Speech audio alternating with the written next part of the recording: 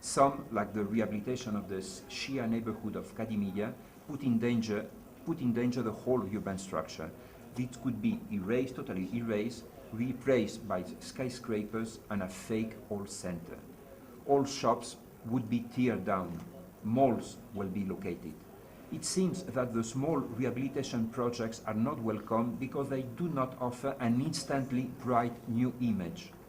Cheap Chinese aluminum panels with gaudy colors are used to give the impression that buildings, the facades, are being renovated in order to change the gray and dusty image of the city to an instant new fanciful one. In a way, this is understandable. This can be understood, but the city can be damaged forever. I'm finishing. Big projects, except for hospitals and chewing services, are not needed. But an opera is again planned, and a large new archaeological museum. Meanwhile, most of the archaeological sites are in danger. The situation is not easy at all. But architecture and urbanism, used in a very modest scale, adapted to the needs of the inhabitants, can bring a non-expensive solution. Again, the solution is political. Can the Iraqi government and the municipality follow this path? Does it want to? Nobody knows.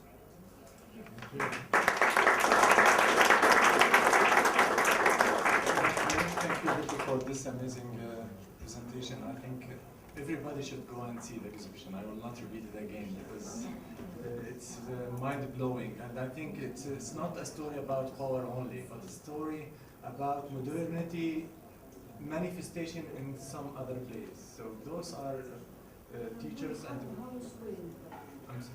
Harb House is Nazlet Rokab. There is a map. There's a bus. Nazlet Friends.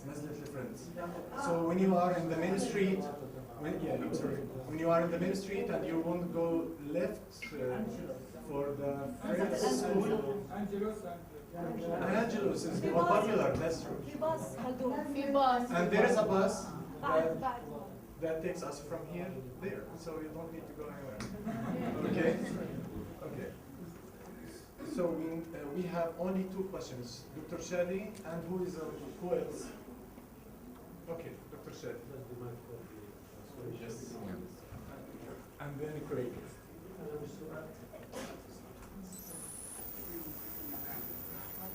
شكرا على التقديم. والمشروع يحتاج توضيح يمكن بحاجه الى ذكر هذه الحاله. اتوقع ان العلم الجغرافي في بغداد في الخمسينات هو كان جزء من الصراع بين المماليك. Mic is not working.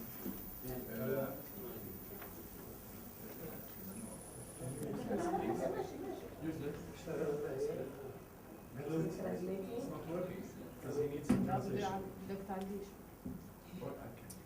Okay. Is it working? كان في صراع بين الجماليين والعراقيين عندما تستطيع المدرسة اللبنانية إعادة العمارة التقليدية ومثل محمد مكي وبين مدرسة رفعت اللي هو كان بيطلق حوار بين الحضارتين بين العمارة التقليدية ومن هون They cannot listen because they said that the volume is low. I have this suggestion. I can translate to him, but everybody needs to also give the translation. It's a good volume? Okay, here we go. اوكي. مجموعة المماريين العراقيين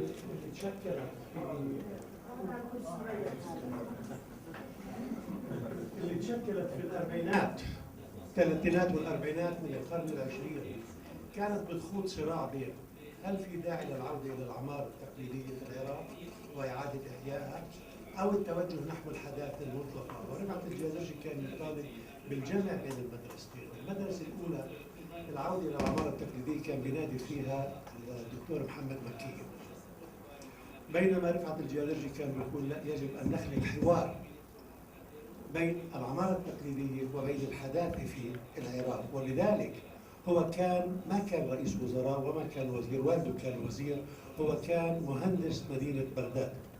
فدعا مجموعة من المعماريين الأجانب الكبار المعروفين، ذكرتهم أنت في حديثك، وقاموا بتخطيط وتصميم مجموعة من المشاريع في بغداد. أنا آسف، كان في مشروع كمان مهم جدا غير لو كوربوزيه، لأنهم يمكن مشروعين أو ثلاثة اللي تحققوا.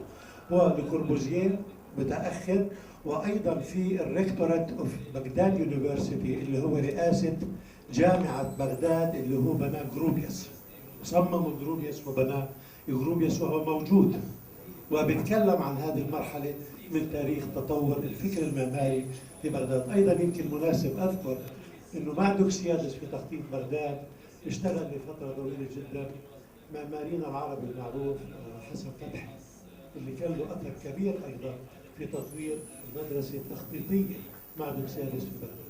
شكرا.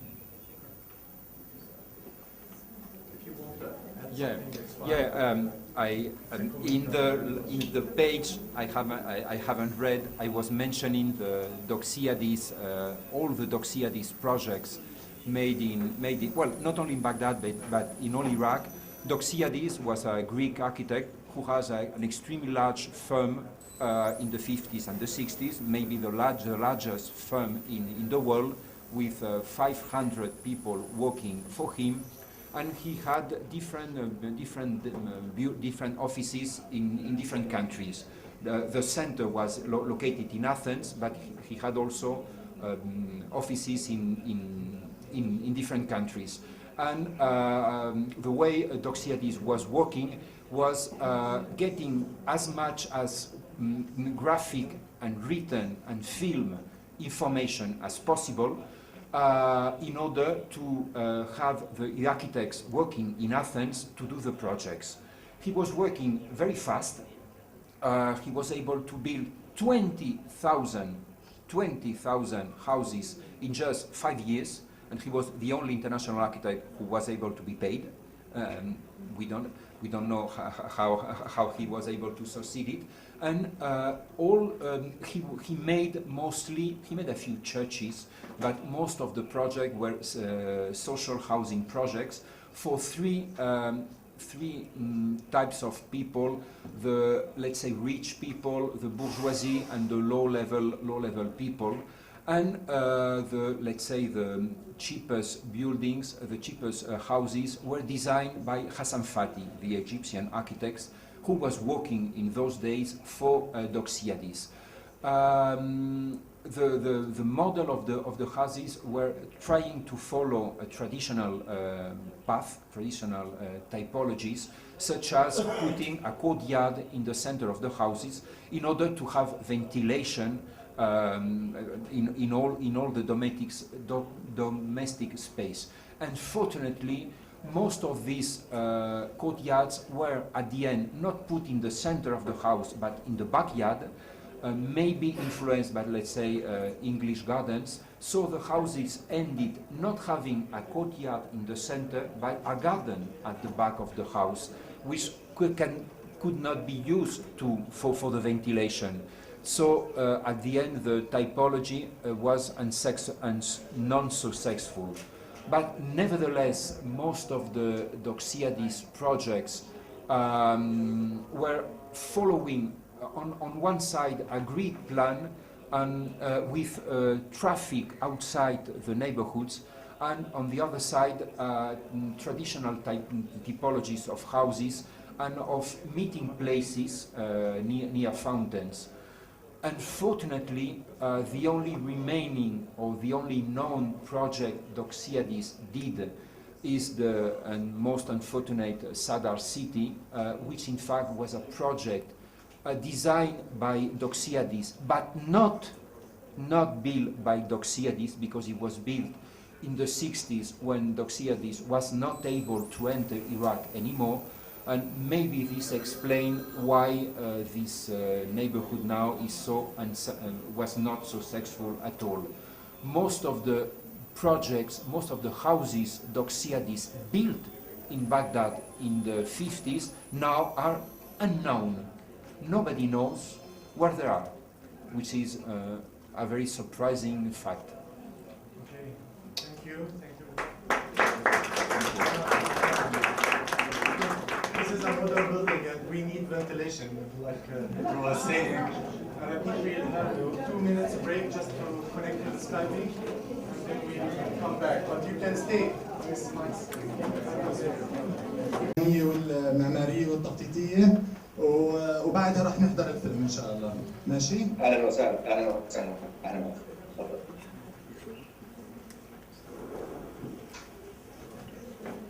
Okay. Omar Najati is an architect, urban planner, and a dependent researcher of critical urbanism. A graduate of Cairo University, he studied and taught at the University of British Columbia and University of California, Berkeley, focusing on informal urbanism. Najati teaches part-time urban studio at the Modern Sciences and Arts University of Cairo, including joint workshops and topics ranging from edge city development, recycling urbanism, the redevelopment of city center, Nile Island, informal areas, and reclaiming public space.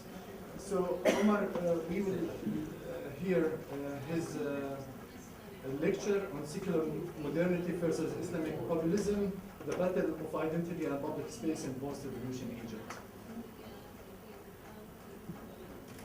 عمر احنا مضطرين هلا نتركك عبين ما نحضر البرزنتيشن. اوكي؟ طيب نرجع ونرجع تاني. اوكي طيب مع السلامة. مع السلامة.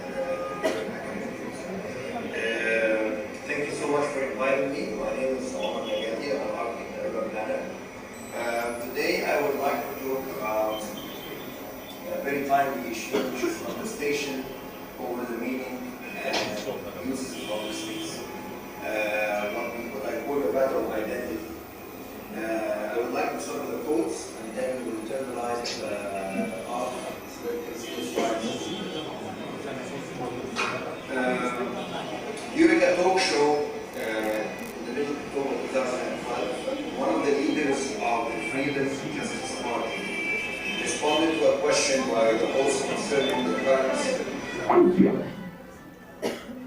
impasse in the constitutional committee between Islamists and secularists by saying, and I quote, "The battle over the new constitution is really a battle over Egyptian identity.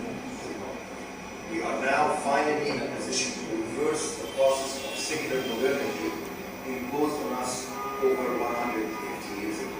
End of quote.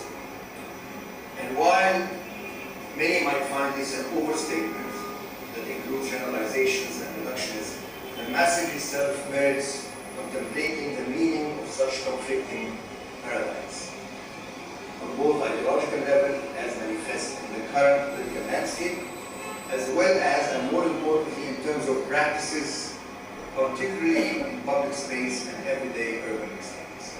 In this paper, I argue that the so-called chaotic nature of Cairo streets and public spaces cannot be explained merely in terms of legality and civic responsibility, but rather as a manifestation of competing orders and divergent frames of reference. One of secular modernity, while the other of, I call it as shorthand, communal values.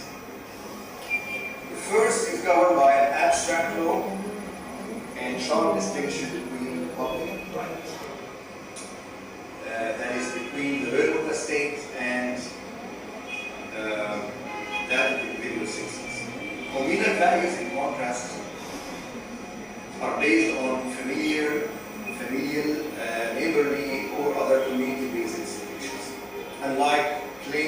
universality and neutrality. Communal values are always contingent and negotiable.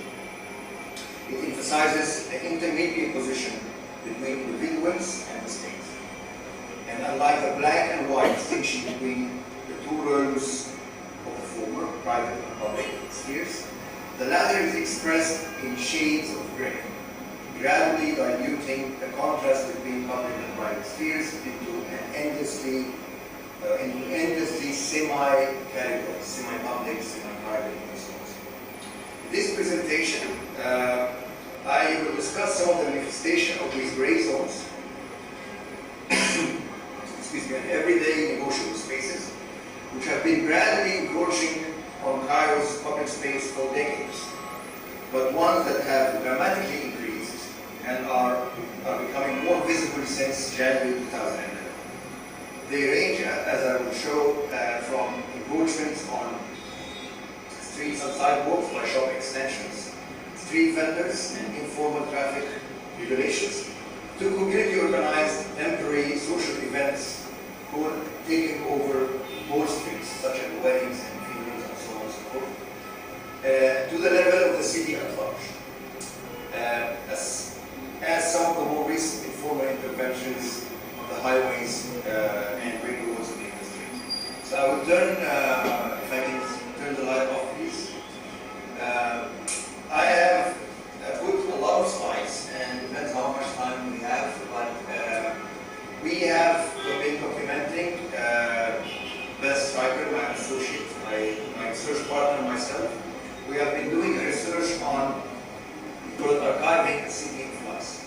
We're trying to capture this moment of fluidity and trying to document all these patterns and encroachment on public space in the last 18 months. We started almost 6 months ago, but we used also other photographs that we taken early on. So I start by the latest sort of event, which is sort of the confrontation between street vendors and the state, the new government, the new cabinet, attempted to address what many people in Cairo have seen as the chaotic nature of the street and public spaces since the revolution.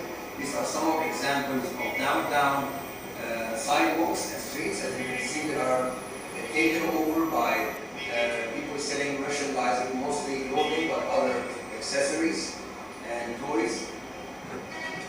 And this confrontation is almost ritualistic.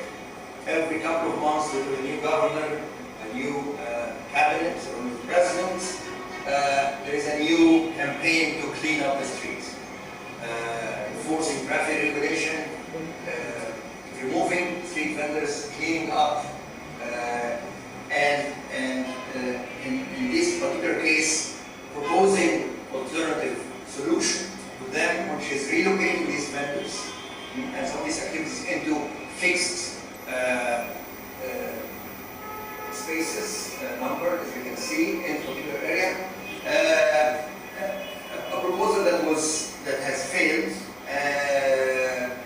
because it was opposed not only by the citizens themselves, but also by the people around the area to which they were going to be relocated. So everybody was against this idea. But the street vendor is only one example. It exemplifies this contestation of the meaning of public space. Who has the right to decide what is the appropriate use of public space? And the revolution, I argue, has really raised the ante, has really raised the expectation of the communities and individuals, emboldened them and gave them certain courage to really object and refuse state plans and propose and also implement their own ideas. In order to examine that, we need to step back a little bit. I will do like a very quick run through the city's history to argue that there has always been cases of competing orders, I call them. You can call them planned versus non-planned, or top-down, bottom-up. But they are really a centralized decision-making process, master planning, usually taken by the state,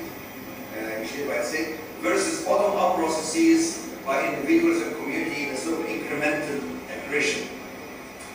So if we go back to very early to the late 10th century, you can see here that the rectangle at the top is the founding of what we call the Cairo al-Qahira. It's a Fatimid Palatial city for the Caliph and his entourage and army regiment. It was closed off, gated, and the public were excluded. They lived in the commercial city of Fustat, which had evolved through encampment and army encampment, not as a planned city. So early on you have this sort of contrast between a planned, formal seat of the government versus the popular version of the city a few kilometers south. Now what's interesting is, although Cairo was actually planned based on the Roman garrison town as more or less rectilinear, this is sort of the ideal diagram, but in practice it was still had a geometrical kind of organization, a top-down model. Once the city gates were opened to the public a few centuries after, with the turn of the dynastic shift from Fatimid to Ayyubid, and the necessity to expand the wall to incorporate the through settlement to one large enclosure, once the city gates were opened to the public and the populace started to participate in the organization and the making of the public space in the street, throughout 3 or 4 centuries, by the end of the Mamluk period and any Ottoman period, you see that the city has morphed from the geometrical or rectilinear pattern to more or less what we call organic form. This juxtaposition of the plans or pre-planned and the incremental process through the individual acts of encroaching on public space, I argue is something that is not very different, given with all the reservation, the historical parallels and the different contexts, but the structural relationship between two processes of organizing space are something we can look back and learn from. So this is the first, what I call, pivotal moment in the city's history that illustrates this juxtaposition between two competing orders, one of state-led top-down and one of bottom-up. Now, towards the end, this sort of organic form continued to characterize the city till the end of 18th or 19th century, when we started to have another moment of encounter between two divergent patterns in that case. The city that has been accumulated over 5 or 6 centuries, this is what it looked like towards the end of the 18th century when the French expedition came to Cairo. And then that was the sort of the moment of introduction of European modernity, first by Napoleon and his expedition, then by Muhammad Ali, the founder of the modern state, and his dynasty. Towards the end of the 19th century, we see this sort of typical twin city phenomenon, like other similar colonial cities in Asia and Africa at the time. So you see here a juxtaposition, another juxtaposition between this sort of cumulative process of incremental growth and a new top-down state-led planning. In that case, modeled after Paris and European cities, Paris and Vienna, through radial streets and little streets, and also the founding of new institutions, public institutions, urban institutions like theaters and opera house, cafes and arcades, department stores. Towards the end of the 19th century, tram lines were extended, and straight streets were sometimes tree-lined, gas-lit. So all these sort of the components of modern urban experience were actually experienced in that part of the city, as opposed to the sort of its twin, the traditional cities.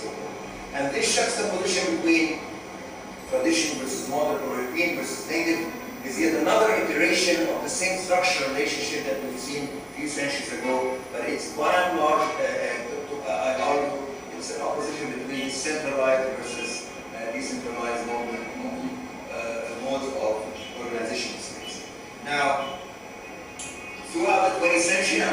bit fast here. You see the introduction of yet new districts like Garden City and Zamalek. This is the early plan of what is now called Muhandisin. They're all based on European model of planning, very geometrical, and very clear distinction between private property, as you can see, and public domain, streets, and parks, and squares. This distinction is really marked by the land subdivision. And that sort of experience, I think, the peak of it you can experience Cairo in Washington in the 50s and 60s. The Nasser sort of secular state that was sort of discredited and crashed by the defeat of 1967 and the beginning of another sort of shift in the 1970s that I would like to spend the rest of the discussion with. Okay, so I mean, this moment of sort of the last 3 decades of the 20th century, this shift from a state-led economy, social state, welfare state, secular modernity, and from that, a shift towards a private economy and sort of a free market, the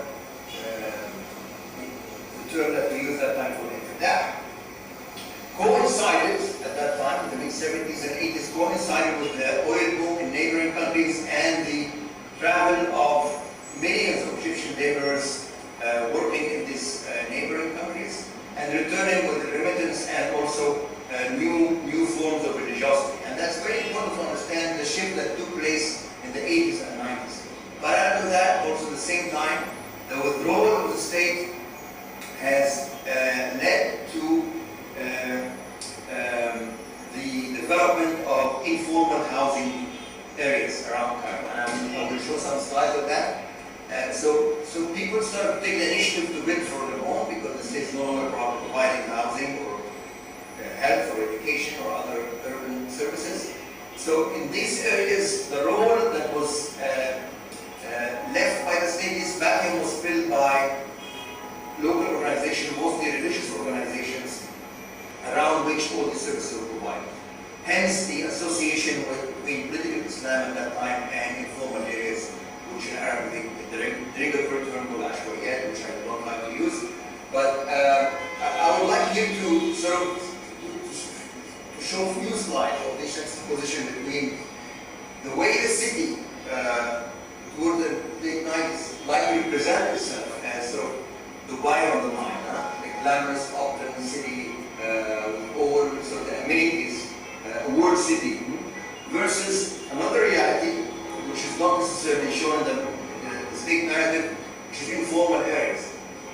Again, these informal areas develop through this sort of this alternative urban code I'm referring to. In this particular moment in history, we refer to as formal versus informal. We're no longer talking about colonial versus native. We're not talking about palatial cities or the popular commercial centers. Now we use the term formal versus informal, but we also refer to similar processes, similar contrast between these two processes. The state narrative also, till maybe 10, 15 years ago, everything outside the planned city was black, didn't exist. Terra incognita. Or in academic reports, this duality was really highlighted as there are two different cities, one that is sort of like a city of vice and crime and health issues and social problems and so on and so forth, versus the planned city, which is still thought as modern and secular and following the civic rules. These are some of the contrasts, just to highlight the distinction between the street patterns, public space, and some of the architectural expressions. However, the issue here was not just a matter of, different kind of characters between different parts of the city, but the relationship between them was the most problematic part.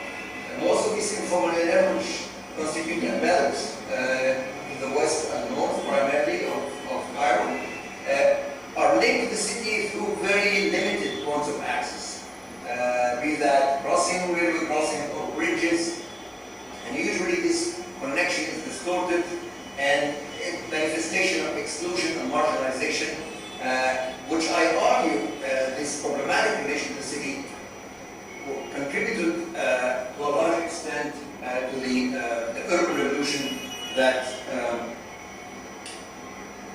took place in January 2011. So see, this is another example of this marginalization. So highways were built to surround, to contain further development of these informal areas. Yet they were not giving access. Sometimes you see the highway, from your window, from your balcony, if you live in these areas, but you can't really access it. So people started to devise these sort of informal solutions, challenging the state narrative and redefining the meaning of urban citizenship. And that's, to me, this is sort of at the eve of the revolution. And I think the revolution has to be seen, to my view, as an urban revolution par excellence. Its roots are urban. It played out in streets and public spaces, buildings that were burned, squares that were filled with people. This is not a proletariat revolution like the Russian Revolution taking place in the factories, or the French peasant revolution like the aristocracy, or even a cultural revolution like the sort of 60s movement. But this is an urban revolution, whereas the majority, almost 70% of population of Cairo lived in informal areas, and they had been marginalized and excluded from the process of organizing the city and the public space. So the revolt was, again, is that mode of urbanism. This sort of unjust urban condition that we're living on. And to me, the Tahrir Square is sort of the idealized revolution, when the Pinker Revolution was restructured in a way to demonstrate this alternative social construction of space.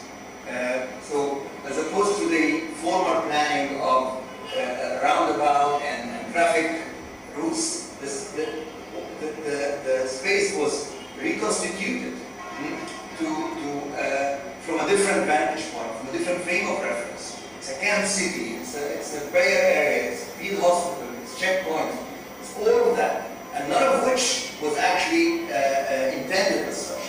And this sort of reconstitution of Tahrir is something that we see on a micro scale in every street and every corner, which I argue is this sort of challenging this distinction between public and private in the city, as the other slides indicate. So again, these are the street battles and the wars that were built in the city.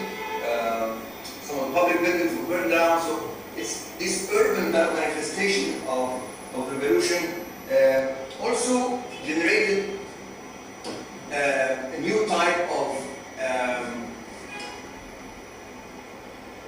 using public space. So with the collapse of the security system, the first few months of the revolution, this sort of vacuum created opportunity for many individuals and communities to take advantage of this temporary kind of power vacuum and increase their private gains. So some people built extra floors on top of their houses illegally. Some extended their shops onto the sidewalk or illegally. Some people took to the street and started to use the street as a marketplace. And Tahrir Square at some point early on transformed from a sort of a space of activism and demonstration into a fair ground or a marketplace or a carnival. And that was something that a lot of people talked about.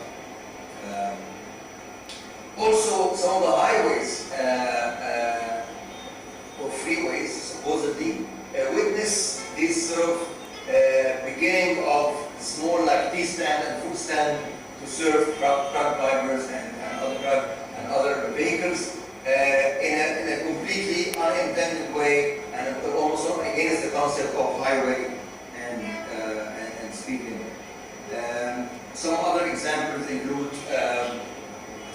car repair shops devising very creative way, while the shop is the other side of the highway, with a wall separating it. They sort of devise very, very simple, but almost economically the most efficient way of overpassing this barrier. Okay, some other example a little bit more extreme and sort of go beyond the individual intervention. This is an example of two brothers and their in-law building a structure on a highway. This wall is sloped, so they had to create a platform. So there was some engineering and also mobilization. They built a cafe on the highway, and also they had to think of how to bring water and electricity and so on and so forth. So this is sort of another level of complexity, not necessarily on the individual level, a street vendor, but more of a communal level on a small scale. And it was very successful. It started to get repeated every couple of hundred meters, as some of the slides show. And even more extreme, some of the examples included building a highway off-ramp, on an off-ramp, where the highway passes or overpass the neighborhood, and they want to have access, neighborhood access, so they mobilize the resources and a very sophisticated management system. Some people contributed in kind, in money, in labor, and using the know-how of their acquaintances and neighbors, they managed to build this highway, which is not that different from actually former highways. I was a sidewalk, even disobedient. Friday prayers also is another manifestation of this kind of fluid understanding of public space. So during the Friday prayer, some streets are they use rugs of different merchandise, different trades, tires, suitcases. So enforcing this to deal with informal development in sort of the traditional way of demolition and relocation.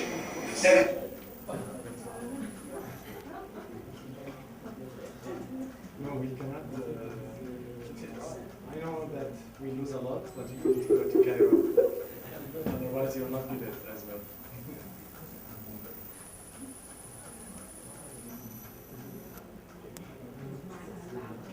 Yeah, now we can choose this.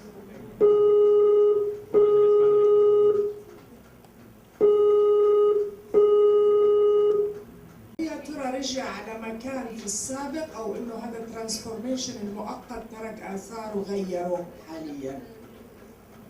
عظيم. لا، سؤال مهم جدا.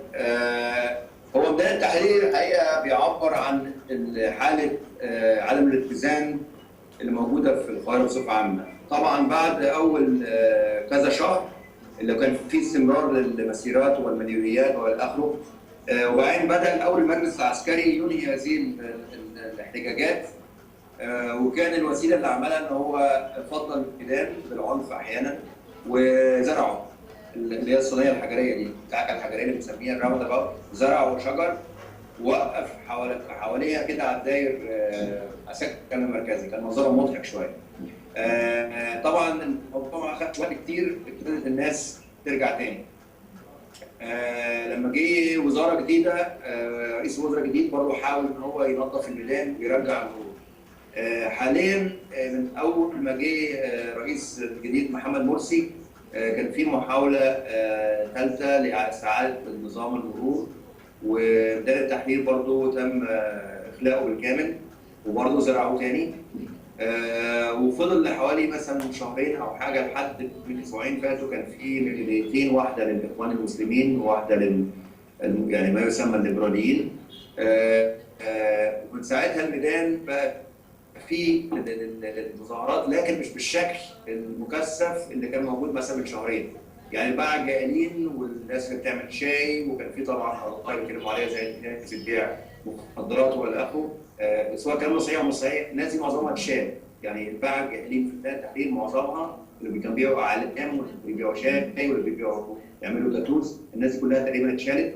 لكن ما زال في كل جمعه مجموعه بتنزل اقل شويه وتاني معظمهم بيمشي. ففي حاجه من اللي سميتها في البرزنتيشن نيو اكليبريم، يعني اعاده توازن جديد، بيعاد صياغه العلاقه ما بين الاهالي او المجتمع او المواطنين وبين الدوله. فهذا الشد والجذب ممثل تمثيل حقيقي في ميدان التحرير، ولو في احنا بنعمل عمليه توثيق لهذه المراحل هي بالنسبه لي هي دي تمثل ماذا يحدث في المدينه او في الدوله بصفه عامه. شكرا عمر. في سؤال ثاني؟ Hi Omar, my name is Yusuf. I wanted to ask you if you think the emergence of alternative impromptu marketplaces in Tahrir Square are linked to civic desire for a different kind of economy, something other than state capitalism. It's a good question. I don't think it's a desire. I don't think there's a conscious attempt to find alternative informal economy, if that's what your question about. I think informal economy has always been running parallel to formal economy. It now constitutes around 50% of the economy, domestic economy. However, I think once the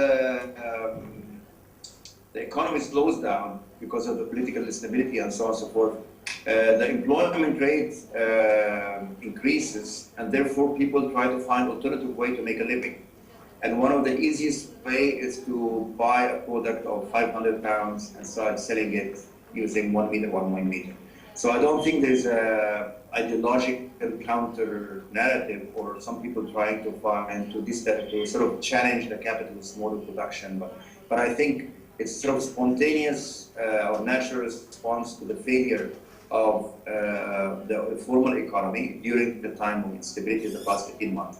So I think it's a way of people reacting by trying to find, it's like informal housing.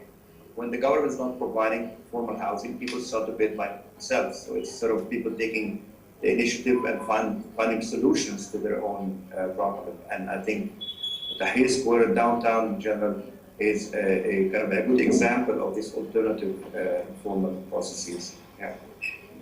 Other questions? We can have one more, because this is a long distance. I would love to stay on live at Cairo. Hello. Thank you for the presentation. I think one question I had is that has there been any attempt to involve these informal participants in some sort of formal planning of a new Tahrir Square? Tahrir Square, everyone's in Tahrir Square. Okay. There has been many. I think immediately after the revolution, I attended at least 3 or 4 different forums by architects and planners, and they all wanted to redesign Tahrir Square. Of course, the first few ideas were basically let's put a martyr monument and monumentalize the Tahrir as a face of the revolution and so on and so forth. So most of the ideas had sort of symbolic and aesthetically driven approach to restructure the square. Instead of having cars, having pedestrian plaza, something like Hyde Park, free speech area, all this kind of idea. I haven't heard or haven't seen or experienced any attempt to replan Tahrir Square in order to accommodate this new emerging economy and formal practices. We, as a group, cluster, here as a group, we're doing something on a micro scale. We're looking not at Tahrir, we're looking at 1 or 2 streets downtown Cairo and trying to develop alternative scenarios that are neither evicting vendors altogether or accepting the status quo. We're trying to find a negotiable solution whereby we acknowledge the need of these low-income communities to use downtown as part of any future planning. So, for example, you can expand the sidewalk or designate certain areas for street vendors while still maintaining the needs of other stakeholders such as car drivers, shop owners, developers, visitors, and tourists. So I think Tahrir is so loaded of meaning on a national level, and I think it will defy any future planning on that, following your question. But I think we can experiment this negotiable kind of solution on a smaller scale and smaller maybe squares or streets. And if it succeeded, then a claim could be made that why not put that on a national level? Tahrir becomes a more accommodating kind of planning framework for both traffic as well as protest and a formal economy and basically fair ground. Yes, that's probably right. Omar, it has been a great pleasure to having you here with us in Ramallah, and we hope that next time you will be in your body and your thoughts in our city. Big clap, please.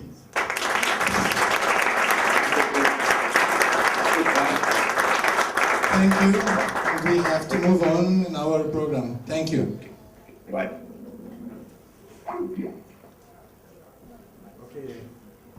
From Bangalore, join you in Ramallah. Many thanks to Nora and to Rواق and Kalindia International and the Amman Lab for inviting me. I wish I could have been present in person to participate and really had a good interaction, but I'm very glad we were able to organize it this way. What I thought I would do today is to reflect a little bit on the central questions of globalization, emergent urbanisms, and ambivalent identities. By all accounts, cities all over Asia and the Middle East today are racing ahead on a path to globalized modern development.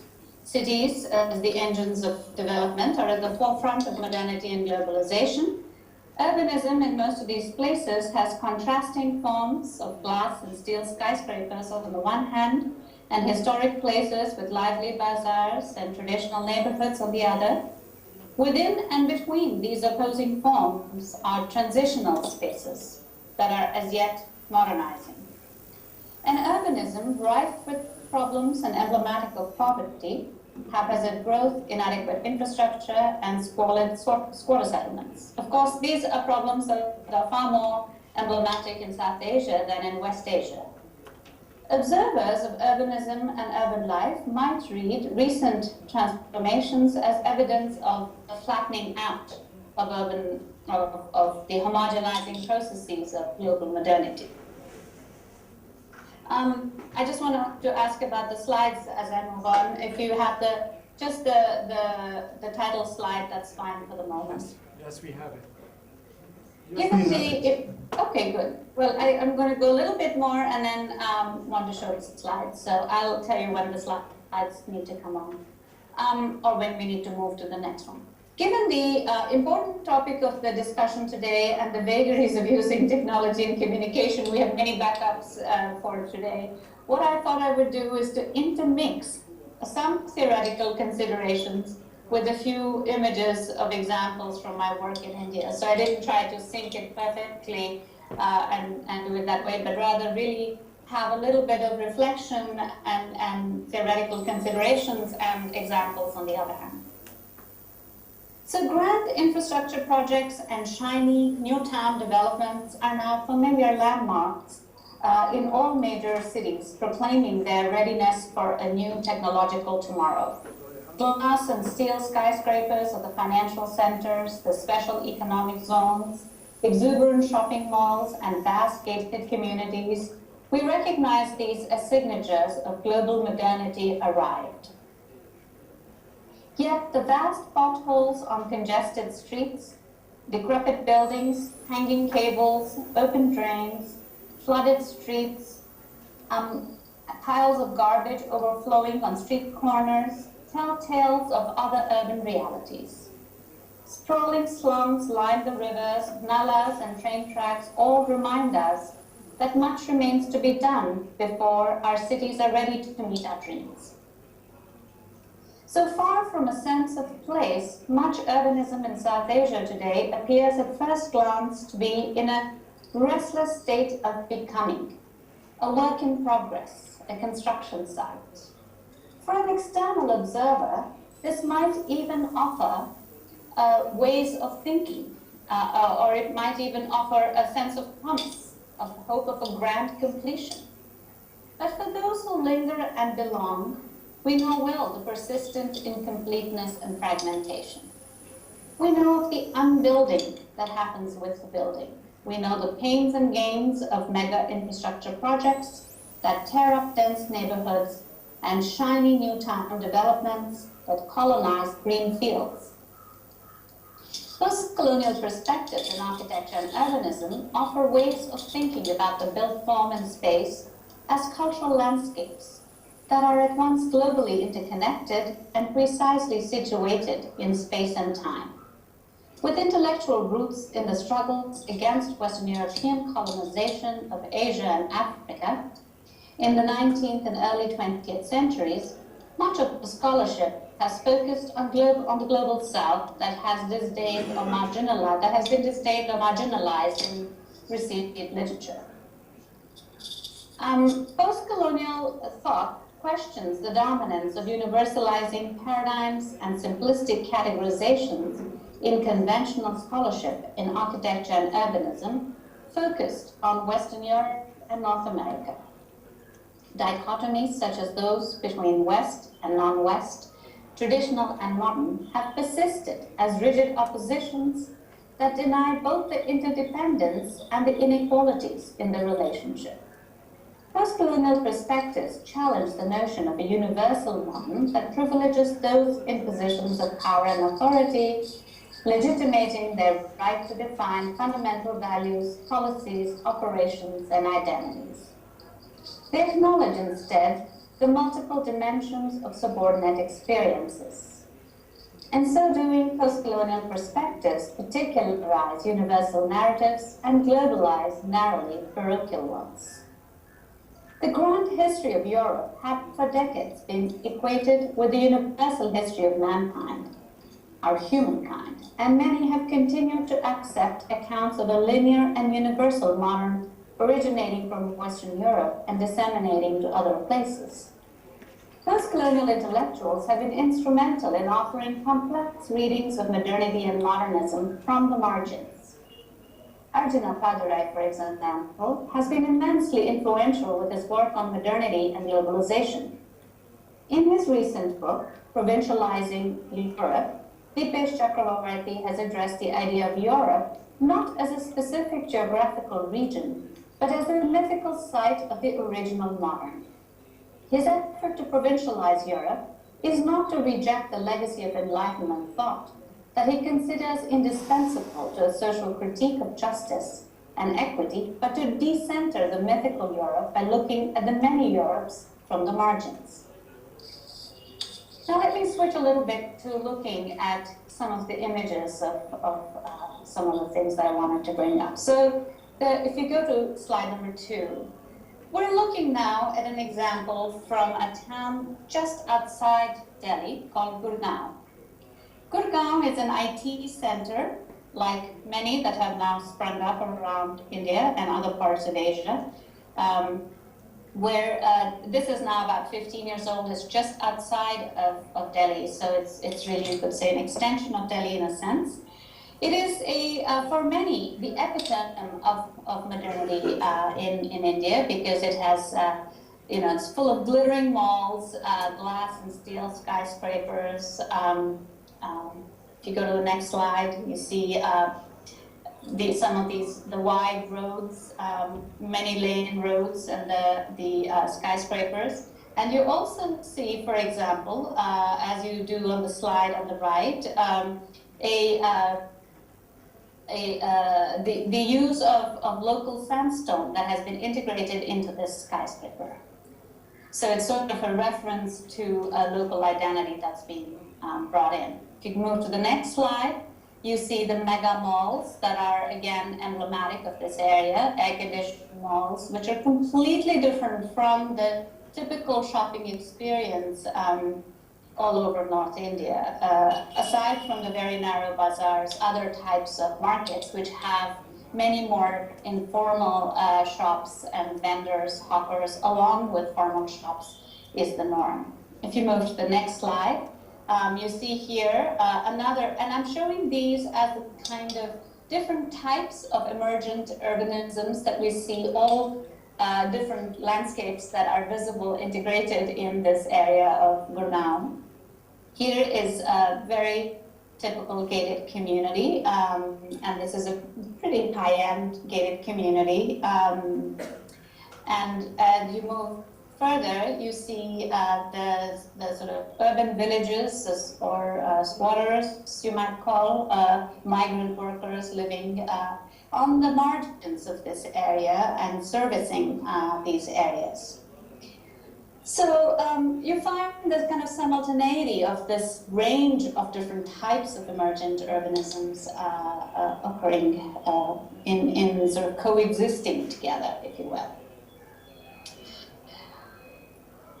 Okay, now addressing these sort of global interconnections and local experience and visual difference, post-colonial approaches in architecture and urbanism look far beyond form, function, and style. In depicting particular places as international and cosmopolitan, as well as local and provincial, post-colonial critics do not miss the commonalities of modernism, but have highlighted the uneasy negotiation between sameness and difference in particular locales. So post-colonial theory has informed thinking about buildings and spaces as symbolic cultural landscapes that are historically constituted, culturally constructed, political artifacts whose forms are dynamic and meanings constantly negotiated. Now I'd like to think about, if you look at the next slide, I'd like to think about this, looking at these next two images. What you see in this slide number 7 is a building called the Nautanki Mahal in Gurgaon, which is a, Nautanki in Hindi means kind of a street performance or a street play. And, you know, there were itinerant groups that went from village to village and performed. And so it's sort of a, you know, really folk kind of performance. And Mahal, on the other hand, means a palace. And so the idea of a Nautanki Mahal in itself, sort of a paradox, is this kind of institutionalized corporate arrangement for performances. And these performances are more like Bollywood, Broadway show type things. And the building itself, extremely new, borrows its motifs from palaces around North India and perhaps western parts of India as well. And so it is a kind of it's sort of an imaginary place that captures the essence of what is a popular notion of grandeur that now can be accessible to the ordinary. Here is another place which is called Culture Gully, which is a sort of, you might say, a gully is like a narrow lane, and is again a reference to gullies were typically in the older, you find them typically in older towns where there are narrow streets that have bazaars and shops, and it's a very intense experience. And what one finds here is an air-conditioned sort of, you might say, a mall, which contains all of these different regions of India represented within one street. So you can find cuisine and craft from different parts of India, and architectural styles from different parts of India, portrayed within the space of this air-conditioned area. And the sky, which looks very blue, is actually a simulated structure because the whole place is air-conditioned and indoors. Okay, back to talking about some of these things further. What I thought I would do is, there's really two sort of parts to what I'm trying to do here, or three parts. One is the theoretical considerations, the second is looking at some places and reflecting on them. And the third is to look at some of the ways that we have been undertaking some interventions. When I say we, I mean myself and the NGO that I have, which is Sustainable Urbanism International. We've been doing, located here in Bangalore, as well as a lab in Colombia. The kind of work that we have been doing in undertaking interventions primarily focused on environmental and cultural sustainability. If you look at the next two slides, you see a little bit about the range of different kinds of work we've been doing. You can also find us on our website if you'd like to find out more about the types of things we've been doing. But what I want to do today is focus on a little bit on one project, which is 15 towns that we that are historic towns of mainly 11th century history that have a shared history of that period, and look at the ways in which we have undertaken intervention there, or proposed intervention in this area. Now, if you want to understand post-colonial approaches in design, what I would like I'd like to spend a little time thinking and offering some thoughts about it first, and then show you some examples. So there aren't any predefined criteria that identify post-colonial approaches in design.